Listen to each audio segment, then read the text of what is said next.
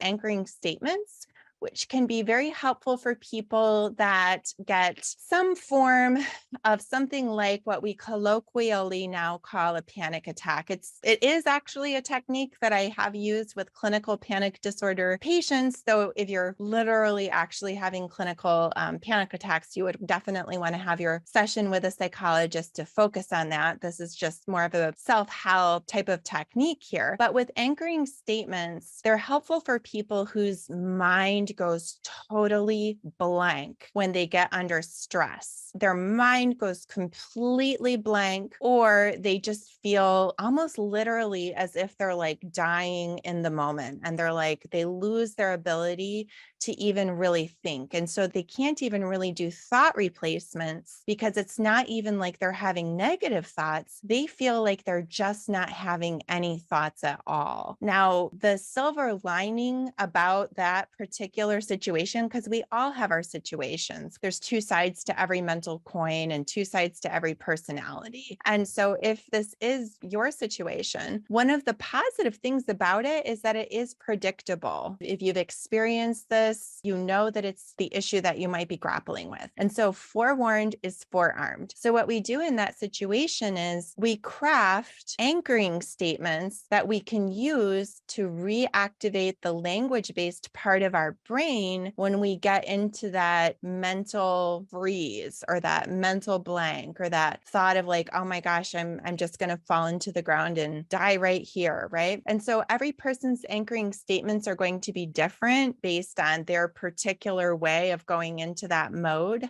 But some examples would be, I've felt like this before, and in 3 minutes, I'm going to be fine. I have felt like this before, and in 3 minutes, I'm going to be fine. That little phrase there is about 10 words or less. Any anchoring statement phrase should be 10 words or less, typically, unless it's super simple, like my head is above my shoulders are above my waist is above my feet. My head is above my shoulders are above my waist is above my feet. These are super simple statements that would bore you to tears in your normal state. But when you get into that brain freeze place where it feels like the language part of your brain isn't functioning, which happens for some people, having an automatic anchoring statement phrase that you know is true, that addresses the kind of deep-seated issue of your particular freeze, can reactivate the language part of your brain, which is incredibly soothing. Because when people get anxious and then they feel like they lose their language, it's like a compounding stress. It's like the opposite